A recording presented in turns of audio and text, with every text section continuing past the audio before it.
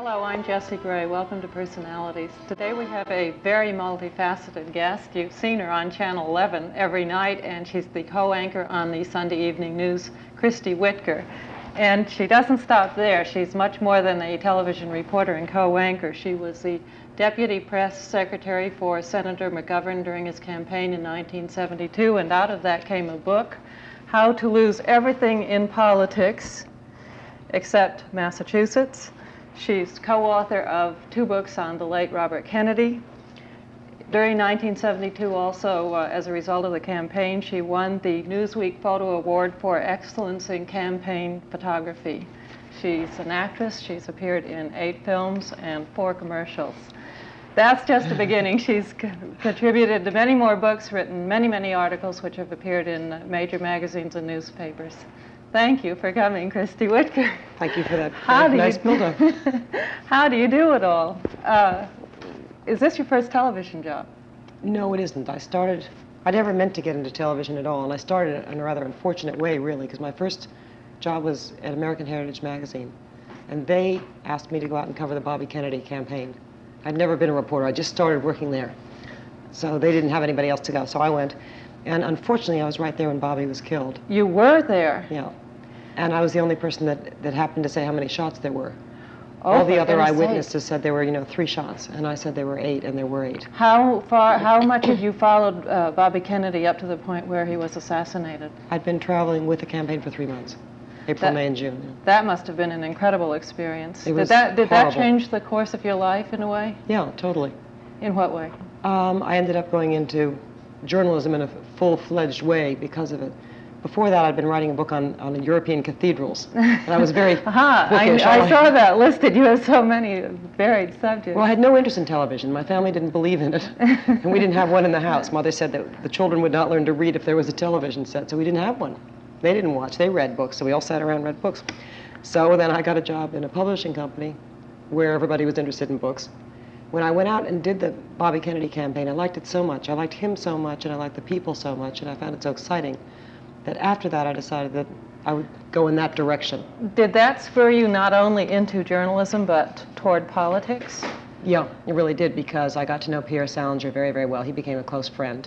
And in 1972, I was off in Europe. I had left American Heritage that year just to go skiing and enjoy myself. Thought I'd take a year off. And I got a phone call from Pierre saying they desperately needed me in New Hampshire to work for McGovern.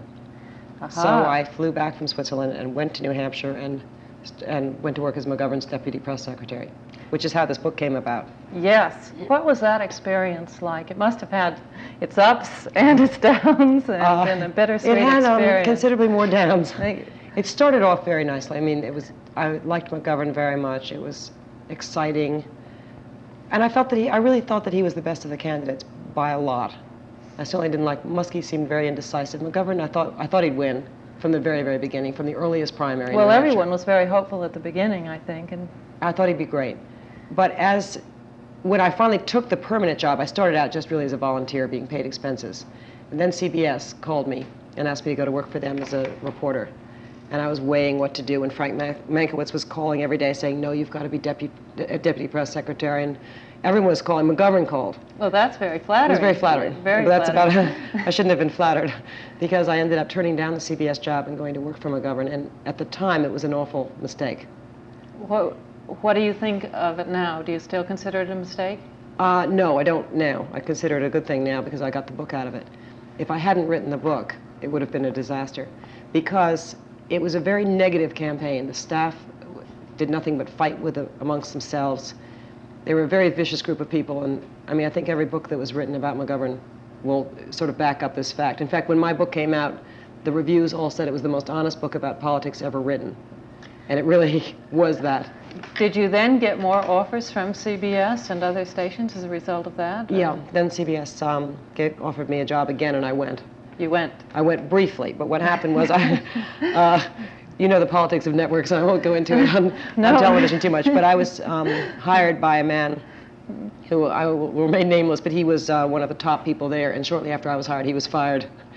And his successor came in, and his successor systematically began to fire everybody that had been brought in by the previous one. And my name starts with W, so I was not one of the first to go. And before I could be really got rid of, I saw what was going to happen, since I'd only been there a couple of months. And my book tour was coming up. So I thought it's better to spring and go off on the book tour, so I did. Having seen politics and the politics of television, which do you prefer? Which is worse? Which is worse? Oh, I think politics in politics is worse. Definitely. I would never work again, whether I had a television job or not. I mean, this apart, I would never ever work in another political campaign as long as I lived. But I not because McGovern lost, but because of politics. Just because it's so vicious. I mean, it's vicious with no reward. Now, television is vicious, but it's amusing. It's fun. You know, your mind is much more stimulated. I mean, it's a very cutthroat. Everybody knows what television is like, but the end product is fun. I like working on film. I like reporting. I like people. So I mean, I'm doing and you do what have I enjoy. You do have a product. Yeah, and you can see the thing on the air. In politics, you can either see your candidate win or lose, and most usually he loses. And there is a terrible amount of viciousness that. I mean, everybody knows there is, but you saw it so much that it would turn you away forever. Well, I think it's just, there's a lot of hangers-on and climbing and pushing, and I find it sort of unrelaxing. Then how long have you been at Channel 11? Channel 11 for a year, a little over a year. Now, you're writing another book, and you've gotten so many things to your credit already.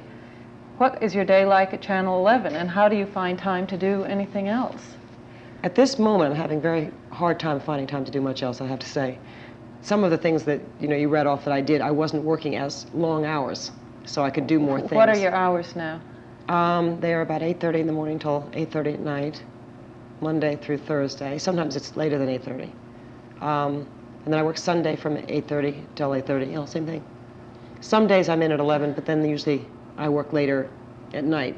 So it's at least 10 hours would be a short day. You cover more than one story a day many times too, don't you? Yeah, I usually cover about 2 to 3. Do you do your own film editing? If I can, not always. Sometimes if I'm out covering another story, for instance, if my film comes out of the lab at 3 and I'm out on another story at 3, someone else will cut the film. I leave a sheet behind with instructions and the in cue and the out cue of all the sound bites that I want used. And I structure the piece. So that you still structure and totally control Well, and then you pray that somebody will read the sheet and do what you say. So a lot goes to chance. And sometimes they want to cut it the way you suggested, but the executive producer will say, I want this to be a minute 30. Everybody seems to have an editorial hand, too.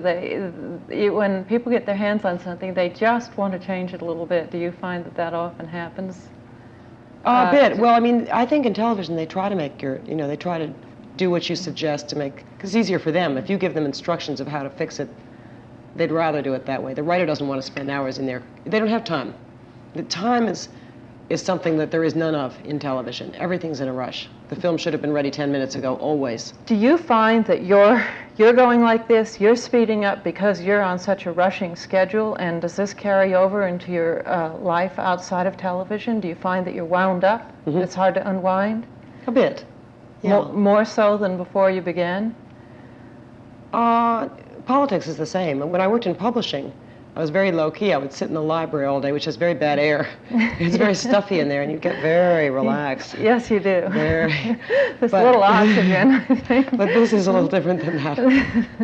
But I I find what I do fun, so that when I get off the air and go to meet somebody, I may be exhausted, but you're exhilarated. Well, I was interested in what I covered. I learned something. I think if you learn something new every day, it makes that day fun and interesting. Are you an inveterate? You must be workaholic anyway. I mean, to have done all you've done before you came to television. Well, there's certain things I like to do. I'm the laziest person in the world if there's something I don't want to do. I mean, I haven't cleaned my study at home in about 2 years. I've pushed piles of stuff. I can't get into mine. I now have files that say to do, and then to do sometime, and to do eventually, and to look at. I just have these things piled up. I've put everything off. But if it's something I enjoy doing, like writing, and somebody says, write me an article on such and such, I'll just make the time. I mean, this morning I got up at 6 o'clock because I've got an article I'm writing. And this is your day off. This is my day off, but it's the only day I really can do anything. I wrote from 6 to 9, and then at 9 o'clock I started working on my income tax. I had a schedule for my day off. It's at 6 to 9, work on an article for Cosmopolitan, 9 to 12, work on income tax, which I'm going after here to see my accountant. And then at 1 o'clock, lunch, date, 3 o'clock, see you. I mean, the day was... Is that every day that's your day off? Do you structure it? Well, I have to, because it's my only. If I have to pick up my laundry, I've got to write it down for Friday morning. Pick up laundry. because the laundry isn't open when I leave for work and it's closed when I come home. Would you want to live this hectic and structured a life, say, forever? Do you find that this is the only way you get things done, or do you think at some point you'd like to just turn it all off? Well, I don't know. I'd never want to turn it all off. But it would be nice to maybe someday. It's hard to picture. I don't know. Tell me about your acting. You were an actress, obviously, before you became a television reporter. Yeah. What films did you appear in? You will never have heard of any of them. And I'm going to start laughing. What were some of your roles? They all were in Japan. Almost all were in Japan. I went to Japan because I inherited some money and I'd never been there. And I didn't Had you gone to acting school? Did you start? No. My mother always actually thought it'd be nice if I was an actress, but I never quite got. I was lazy. I never got around. It's hard work being an actress, so I never quite got around to taking any sort of training. But when I went to Japan, there was an ad in the paper one day saying wanted American girl, blonde hair, blue eyes, 5'6", to work in film. That was me. Right. So I sent in my passport picture, which happened to be all I had, and I got a phone call. And I was so excited. I mean, it was the most exciting thing. I don't blame you. How old were you then? 20. 20. Just gotten out of school. And they said, come and have an audition. I was, Well, I got the part because everybody else trying out. I mean, there was no competition. There were not very many blonde-haired, blue-eyed Americans in Japan. So, at that time. And what was it like working in film? It was fun. I really enjoyed it. It was kooky because the studios there are very different than here. They used the available light from a hole in the ceiling. We're talking. This wasn't great big movie. These were right. Low budget movies, and they were in the Tokyo environs. Did you find that you had any trouble acting, or did it come naturally to you? In Japan, it's not the same as acting here. They're so stiff. And so they are. The Japanese feel that there should never be a silence. Never should be silence on film. It means somebody didn't know what to say. So if there's not a voice to be, you don't speak, you grunt. So if a silence fell between us, I'd say, ugh. Was there a lot of ad-libbing? No, you read everything. Oh. I mean, everything. I memorized my lines, which phonetically, and I don't speak Japanese. Oh, this was done in Japanese? Oh, yeah. Oh, for goodness sake. So I would memorize the lines in the back room, shivering with this open air cold coming down, and then I would say them formally, like everyone did. What were some of your roles? Do you have one that's most memorable? Or? Let's see. Yeah, the most memorable, I suppose, is I was the sister of a Japanese space girl in Battle in Outer Space. And I had to weep copiously when she got in a spaceship to go to the moon. And I did good acting that day. We'd been standing outside, freezing. When I went to Japan, I had no idea it was so cold. So I took a little cloth, a little spring coat. And I was standing outside. It was about 33, and we'd been standing outside for 3 hours waiting for this particular thing to be shot. My feet were frozen, my nose was running, I was so unhappy. And the director and your said, eyes were running. Cry. And it was genuine. And they were very thrilled. And then I saw the film when it was here. I was very pleased with all my tears. What was it like to see yourself in film? Well, if the judging of the audience reaction is any truth, they all cracked up. For yourself. I couldn't tell because I went with a bunch of friends. It was playing right on 86th Street a few years ago. One of those secondary movies kind of thing, along with a major movie. And all my friends and I were sitting there, and this thing came up, and everybody was convulsed. They were laughing so hard, I couldn't hardly have an objective opinion. Well, I must have just to begin with to see it in Japanese, if nothing else. Well, to hear myself saying these silly lines and weeping and everything, wearing that stupid red coat. I mean, you didn't know Japanese. Of course, you probably had a translation so that you knew basically what you were saying in Japanese. They told me what I was saying, don't go, don't go, don't leave me, don't go, kind of thing. And the audience didn't seem to mind that she was completely Japanese, and there I was looking like this, and we were sisters, no problem. What about the commercials? What commercials have you been in for? Which ones? Okay, God, I'll never remember. Let's see, I did Toyota cars over in Japan. In Japan? Yeah, I did 2 commercials there and 2 here. No, what were the ones here? Nabisco, I tried out for more than I got. I did Nabisco, I think, and I honestly can't remember the other one. I tried out for everything. What made you quit after 4? Did you just think this isn't for me? It wasn't good for my ego. Those look-sees, when you go and sit in a room outside an advertising agency casting headquarters to be looked at for something, you walk in and there are 50 of the most beautiful girls you've ever seen in your life, each better than the next, right? Yeah. And as you sit there, you get lumpier and fatter, your face gets distorted, and your hair grows mousy, and you just know that you're so horrible that by the time you go in, It's not good for you. Well, they say, I mean, you have to go to 25 or 30 before you get one. I guess Well, I think I went to 80 and got the 4, and I think that was enough. Well, that was good. That was 20. Maybe it was 180. Maybe I'm 120. not exaggerating enough. For television, you've interviewed, or maybe it isn't for television, for Fidel Castro, Henry Kissinger. I did Kissinger for print. I did Castro for print. And Jimmy Carter. Carter I've done for television. Do you ever get nervous before an important interview? And do you get nervous more so if it's for television than print, where you can, of course, Oh, well, I mean, edit obviously television is much more nerve-wracking because print, you can't blow it. No, you You cannot. can ask the dumbest question in the world and nobody's ever going to know except you and the person you asked it of. No, and You know? you can always edit and edit and edit and Oh, yeah, reconstruct, basically in television you can too. It's just that more people have heard the stupid question. I mean, normally, I'm only on live on Sundays. Really. Sometimes I am other days, but Sunday I co-anchor the show. That's the only day that I can really make a mess of things because you can't say, whoops, let's do that again, you're on live. But most of the film pieces you do, you stand in front of your microphone. Well, the other day I did a long, complicated piece. It's out in Long Island. It's just a very complicated medical story. And I did my close. You're standing there with your microphone, and I told this complicated thing of what to do in an accident. You do this, and you do this, and got the whole thing right without a mistake. And I could see the cameraman just say, terrific. And then I said, and in Huntington, Long Island, this is... I couldn't... You couldn't think of your own name? I could, but it just took me so long to think of it. And you couldn't edit the tape? No, you have to start all over. And then the next 2 times I tried to do, I didn't really forget my name. It's just that I kind of forgot where I was. Do you know what I mean? I got everything. I sure do. Blew that end of the thing, and the cameraman was just going, they think I'm sort of a dingbat anyway, so that was the final clincher. Then I tried to do it again about 8 times and couldn't say, I could remember my name, but I couldn't get the facts. But that, you see, you can do it 8 times and get it right the 9th. Right. When you're co-anchoring the evening news, or say when you did the television interview with Carter, do you ever get stage fright? Or do you ever get stage fright at all? Did you get stage fright in Japan doing the movies? Or is that never. part of your nature? No, I never got stage fright. The only thing that's scary, because television doesn't scare me because I forget. It's hard for me to think that there's anybody out there. They tell you, there are 8 million viewers. I don't believe that for a second. I think there's just the man standing behind the camera. And how can you get nervous with him? And when you're talking to somebody, I mean, I get interested in what they're saying. I suppose the first 2 interviews I did, in fact, I do remember the first one I ever did in my life was at CBS, but it was a radio interview with the most boring rabbi that ever existed. And I don't know anything about rabbis. And they put me in a little room, and they said, ask the rabbi questions. I didn't even know what he did. No preparation. None. So I wrote down 3 or 4 questions, and on a sheet of paper. And I asked him the first, and he started answering, and I asked him if it was going all right, and I asked him the second, and the second was a complicated question, deserved a nice long answer. And my mind drifted off for just a second, it seemed. And the next thing I knew, his mouth had closed. And you had no idea what he said? And all of a sudden, in absolute horror, I couldn't remember who he was, where I was, why I was asking this question, which one I hadn't asked. I looked down, the paper started going like this. That was my only moment of brilliance, but I was an absolute novice.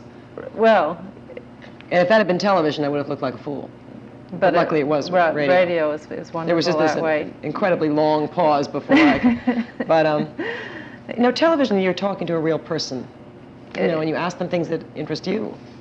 And Jimmy Carter is one of the nicest people to interview in the world. He's so easy. He's relaxing. Is he? Yeah, and Fidel's so sort of interesting and exciting, and Henry Kissinger's fabulous. What were they like? Aside from being relaxing, did you find them just... Well, Fidel Castro I found the most interesting, I suppose, because I was kind of fascinated by the fact that I was actually interviewing Fidel Castro. Right. It was more of a harder to get thing. Oh, I did Robert Vesco too. That was fun. Robert Vesco is and I don't know much about him. He's a fugitive financier who's living where in Costa Rica now. Right. He was in Nassau. You arranged the interview between Vesco and Cronkite. How did you know Vesco to do this? I didn't know Vesco. That CBS said, go to Nassau and find Vesco. We have to get an interview for Cronkite. That's it, period, nothing. That's the instructions. They had already had several of their correspondents try to get interviews with him, and they couldn't find him. They couldn't get to him. How did you do it? I went down to Nassau and got off a plane, checked into a hotel, and went to the library, and went through all the clippings that had anything to do with his extradition trial, which had been held in Nassau. I wrote down every name of any human person that had been connected with that trial, went to the phone directory, looked up each name, finally did a crossword puzzle, piecing things together, finally found somebody. Did they give you a time limit to find him, or just sent you down They there? gave me a couple of days. And that was it. But I worked around the clock. I didn't go out to dinner or I'm sure lie on the you beach did. or anything. Well, congratulations on Thank finding him. As you walk around New York, do people recognize you quite a bit now from being on television? They must. Do you like that? It depends. If I'm looking fabulous, I like it. If I'm looking ratty, I don't. Are you recognized to the point where sometimes you wish you'd have some privacy and you don't have it, or can you still walk fairly? Oh yeah, I mean I can do anything. I know tons of people in New York anyway, so I mean I really can't walk down the street without bumping into a friend. It's usually when you're looking your worst, or just we're trying to avoid somebody, that there they are. But it's a very small town, New York. Yes, it is. So I don't find a viewer coming up and recognizing me any different than a friend coming up, really. Your biography said that you live alone in New York with 2 alley cats. Correct. Would you find your schedule very difficult if you were married? Yes, I'd find it almost impossible. I've had 3 men drop me completely because of my schedule. I mean, really because of the schedule. One recently said that he wanted to have somebody that could come down to Palm Beach on weekends, and I work Sundays. And I said, well, what's wrong with Friday and Saturday? He said, the normal weekend is not Friday and Saturday. He said, I want to structure my life from Friday night to Sunday night. I don't want somebody getting on a plane Saturday. Of course, that's a heck of a reason, really. But, but I understand it. I mean, also, I work tremendously long hours, and when somebody gets theater tickets for 7:30, the office will tell me that District Council 26 in Queens is having a demonstration against the school board or something, and I'll have to go running out there. So I miss a lot of things I'm invited to. Do you ever resent the intrusion on your personal life to the point of a lack of a personal life to an extent because of your work? Well, obviously, many times I don't like it, but if I don't like it, I should get out of the business. So therefore, in my scheme of things, the job comes first. I'm delighted if there's an evening I get out at 7 o'clock, like last night I did. I was thrilled. I went out to it. I was going to a very nice party. I was able to arrive rested, refreshed, relaxed, with perfume behind each ear, and had a super time. But if something had happened at 7 o'clock, like the night before, I was also going to something at 7 o'clock, and the trip folded, and they sent me down to cover that. Well, you can't say, oh, I'm sorry, I'm going out to dinner. No. I mean, you go, and the story comes first. That's why you have the job. Do you is it fun being a single person in New York? Fabulous. In what way? Having never been one? Oh, well. And always wondering. I think it's super, first of all, because you can do exactly what you want. You can live a totally selfish life, and all of us have a certain selfish tendency. I work under a lot of pressure.